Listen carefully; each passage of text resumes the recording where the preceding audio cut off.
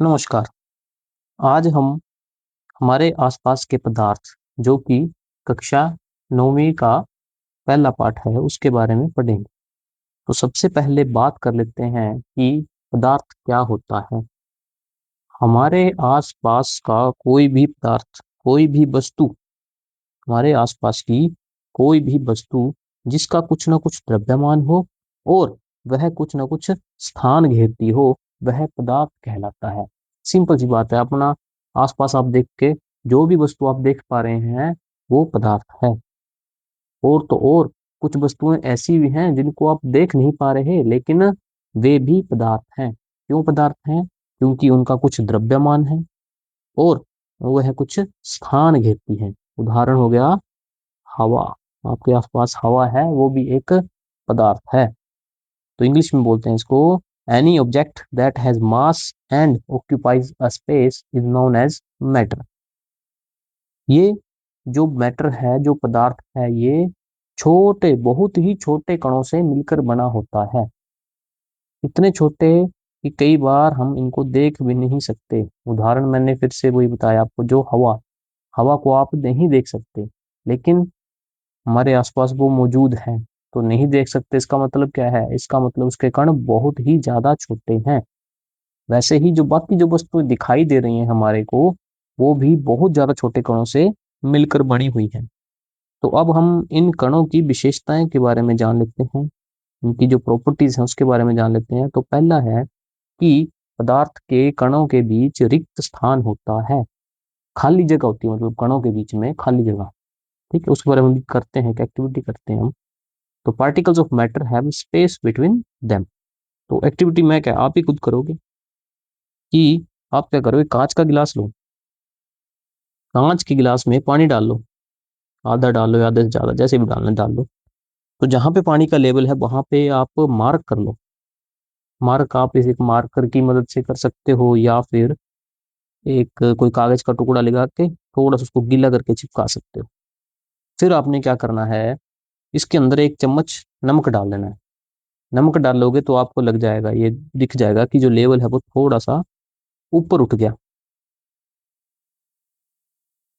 वो तो लाजमी सी बात है, कोई भी चीज हम पानी में डालते हैं तो पानी ऊपर को आता है। हमने वो पढ़ी थी ना, वो कौवे वाली कहानी, जहाँ चाह वहां राह वाली। तो पत्थर डाले वो ऊपर आ गया पानी। लेकिन हम उससे आगे बढ़ेंगे। उससे आगे क्या, अब आप उस नमक को घोलो। जब नमक अच्छी तरह घुल जाए तो आप दो चीजें नोटिस करोगे। पहला, नमक गायब हो गया, नमक गायब हो गया।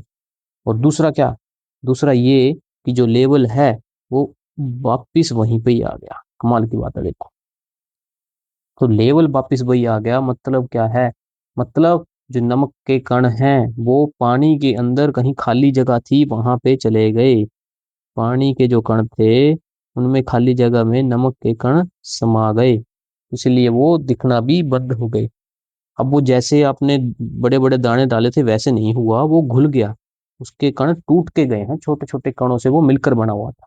तो हमने यहाँ पे दोनों बातें देख ली।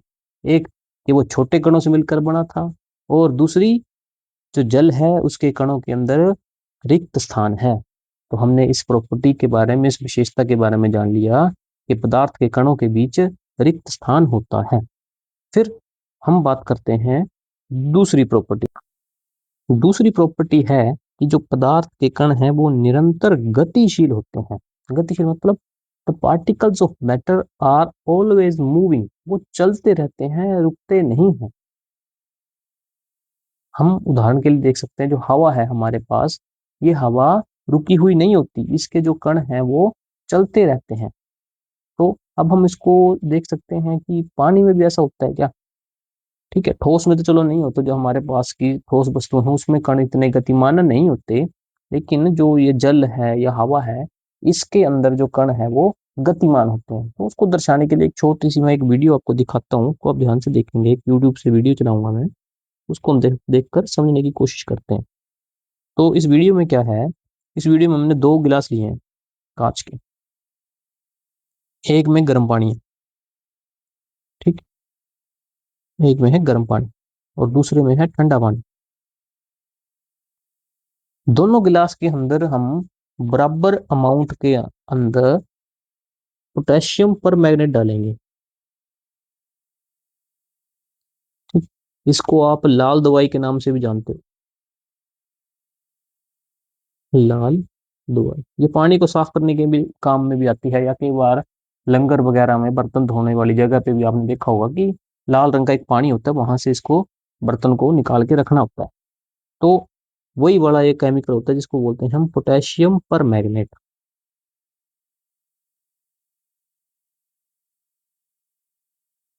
पोटेशियम पर मैग्नेट। तो इसके हम कुछ दाने से होते हैं, इसके क्रिस्टल्स होते हैं छोटे छोटे, वो डालेंगे दोनों के अंदर सेम अमाउंट में, सेम अमाउंट के डालेंगे, समान मात्रा के। मान लो कुछ 10 एक लगा लो कि 10 कण एक में 10 कण दूसरे में, इकट्ठे डाला जाएगा दोनों को। अब उनका इसके अंदर क्या प्रभाव होता है उसको हम देखने की कोशिश करेंगे। तो मैं इसको आगे प्ले करता हूँ। तो आप यहाँ पे देख पा रहे हो कि यहाँ पे दोनों के अंदर हमने ये पोटेशियम पर मैग्नेट के कण डाले, गर्म वाले के अंदर ये फैलने लग गए, ठंडे वाले के अंदर ये नीचे पहुंच गए, लेकिन वहां पे भी फैल रहे हैं, थोड़ा कम फैल रहे हैं। तो देखो ये किस प्रकार इसके अंदर ऐसे फैल गए, नीचे भी धीरे धीरे फैल रहे हैं ठंडे वाले में भी, लेकिन उतनी रफ्तार से नहीं फैल रहे। तो पहले तो हम ये देख लेते हैं कि ऐसा क्या हुआ इसके अंदर। तो हमें साफ दिखाई दे रहा है कि जो कण थे गर्म के अंदर वो ऊपर से आए। अब ये वापिस मैंने तो नहीं भेजे, ना किसी तरीके से भेजे गए। अब ये कण सारे इस प्रकार ऊपर घूम कर चले गए, ऐसे फैलते गए। तो मतलब क्या, ये गतिशील थे। क्या थे ये, गतिशील थे। अब मैं जानता हूं आपके मन में प्रश्न आ रहा है कि दूसरे वाले में क्या हुआ है। दूसरे वाले में भी गतिशील हैं, दोनों में गतिशील है। हम इसको वीडियो को अच्छे से पूरी तरह देख लेते हैं, ध्यान से देखना आप, फिर हम आगे इसके बारे में चर्चा करेंगे। तो आगे धीरे धीरे मैं इसको बढ़ा देता हूँ आगे। अब देखो गर्म वाले के अंदर पूरा फैल चुका है, और ठंडे वाले के अंदर भी देखो नीचे धीरे धीरे ये फैल रहा है। तो ये नहीं कह सकते कि ये ठंडे वाले में नहीं मूव कर रहे, ठंडे वाले में भी मूव कर रहे हैं, लेकिन थोड़ा कम गति है। ठीक, तो हम आगे बढ़ते हैं अब इस पे।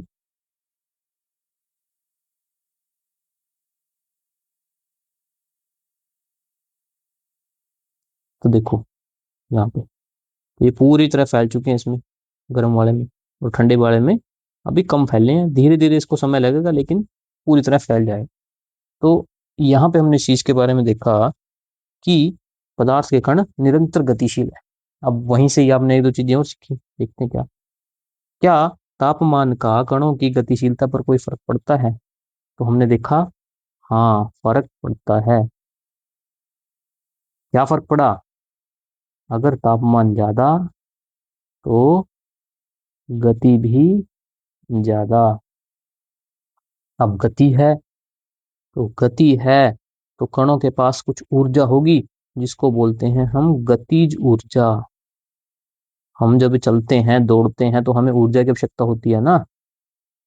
तो वो ऊर्जा कहाँ से आती है, वो हमारे शरीर के अंदर से आती है। हमारे शरीर के अंदर जो हमने खाना खाया है उसकी ऊर्जा गतिज ऊर्जा में परिवर्तित हो जाती है, जो कि हमारे चलने की ऊर्जा होती है। तो किसी भी वस्तु का कोई गति कर रही है, any object is in motion, then it is having kinetic energy, तब उसके पास गतिज ऊर्जा होती है। तो हमने ये सिंपल सी चीज देख ली कि अगर तापमान ज्यादा तो गति भी ज्यादा। अब यहीं पे आपको मैं एक छोटा सा और प्रश्न दे देता हूँ करने के लिए घर पे, कि आप क्या करो, अब की बार फिर से आपने नमक घोलना है, एक चम्मच ही घोल लेना। एक चम्मच घोलना आप ठंडे पानी में, और दूसरा गर्म पानी में। दोनों में आप देखना कौन सा जल्दी घुल जाता है। या इसको आप नमक की बजाय चीनी से भी कर सकते हैं। चीनी आपने, अब गर्मियों का मौसम भी है तो नींबू पानी वगैरह बनाते हो, तो चीनी को आप ठंडे पानी में घोल के देखना या गर्म में घोल के देखना, किस में जल्दी घुलती है वो आप मेरे को बताना, कमेंट सेक्शन में लिख के बता सकते हो आप। तो अब यहाँ पे हमने देखा कि पदार्थ एक दूसरे में मिल जाते हैं, जैसे चीनी मिल गई, नमक मिल गया, या वो पोटेशियम पर मैग्नेट था वो जल के अंदर फैल गया। तो इस प्रक्रिया का नाम होता है विसरण। क्या? विसरण। हिंदी में इसको बोलते हैं विसरण और इंग्लिश में बोलते हैं इसको डिफ्यूजन। तो ये होता क्या है? दो विभिन्न पदार्थों के कणों का स्वतः मिल जाना, ये कहलाता है डिफ्यूजन या विसरण। Spontaneous intermixing of particles of two different substances. Simple से उदाहरण है, घर पे आपने अगरबत्ती वगैरह या धूप वगैरह का देखा होगा कि वो एक कोने पे अगर लगाएं, उसका जो धुआं है या उसकी जो महक है वो घर के दूसरे कोने तक भी बड़े आराम से पहुंच जाती है। तो वो क्या हुआ? वो भी उसका विसरण हुआ। ठीक है, तो ये होता है हमारे पास विसरण। अब आपको मैं प्रश्न दे देता हूँ एक, कि पड़ोस में बन रहे परोठे,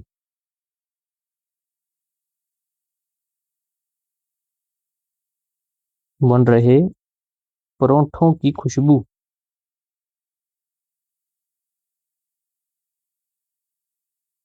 हमारे घर तक कैसे आ जाती है?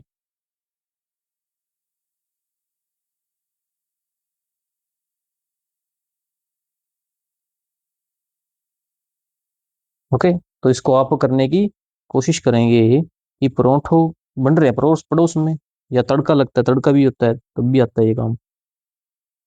तो इसकी खुशबू हमारे घर तक कैसे पहुंच जाती है, उसके बारे में आप खुद से चर्चा कर सकते हैं। और जो दूसरी एक्टिविटी मैंने बताई कि नमक या चीनी को अलग अलग पानी के अंदर घोल के देखो, गर्म में या ठंडे में, तो किसमें जल्दी घुलता है, उससे आपने क्या देखा वो आप खुद करके देखना और बताना। फिर तीसरा है कि जो पदार्थ के कण हैं वो एक दूसरे को आकर्षित करते हैं। इसको मैं आपको एक एक्टिविटी है वो भी आपने करनी है, अपने आसपास कर सकते हो बड़े आराम से। आप अपने हाथ को हवा में घुमाओ। क्या हवा में घुमा सकते हो? बिल्कुल बात है, घुमा सकते हैं। अब आप अपने हाथ को पानी के अंदर से घुमाओ, क्या आप गुजार सकते हो? बिल्कुल गुजार सकते हैं जी। अब अपने आसपास की कोई ठोस वस्तु देखो, कोई मेज है, कुर्सी है, या कोई बर्तन है, दीवार है, उसमें से अपने हाथ को गुजार के देखो, क्या गुजार पाए? तो अगर आप कुंग फू वाले नहीं हो या कराटे एक्सपर्ट नहीं हो तो मेरे ख्याल से तो नहीं कर पाए होगे मेज में से। तो इसका मतलब क्या हुआ? इसका मतलब ये हुआ कि जो मेज के कण हैं उनमें आकर्षण ज्यादा है, वो इकट्ठे रह रहे हैं, वो अलग नहीं हो सकते कम बल पे या आसानी से, बड़ी मुश्किल से उनको अलग करना पड़ेगा। तो मैं ये कह सकता हूँ कि मेज के कणों में आकर्षण सबसे ज्यादा है, इसलिए वो इकट्ठे हैं। पानी के अंदर हाथ चला गया लेकिन थोड़ा सा हमें महसूस हुआ, थोड़ी सी रुकावट सी हुई, तो पानी के कणों में भी आकर्षण है लेकिन थोड़ा सा कम है। और हवा में सबसे कम आकर्षण था कणों के अंदर। तो हमने ये क्या देखा कि जो पदार्थ के कण हैं वो एक दूसरे को आकर्षित करते हैं। Particles of matter attract each other. तो ये प्रॉपर्टी भी आपको याद होनी चाहिए पदार्थ के कणों की। तो हमने क्या देखा अभी के लेक्चर में कि पदार्थ छोटे कणों से मिलकर बनते हैं, होते क्या हैं, जिनका द्रव्यमान भी हो और वो स्थान भी घेरते हो। फिर इसके कुछ हमने प्रॉपर्टीज देखी, विशेषताएं देखी। पहली क्या, ये बहुत छोटे कणों से मिलकर बनता है, छोटे कणों से मिलकर बनता है। दूसरा क्या, इनके बीच में रिक्त स्थान होता है, पदार्थ के कणों के बीच में। दूसरा क्या, पदार्थ के कण निरंतर गतिशील होते हैं। और तीसरा क्या, कि वे आपस में एक दूसरे को आकर्षित करते हैं। चलो आज के लिए इतना काफी है, थैंक यू।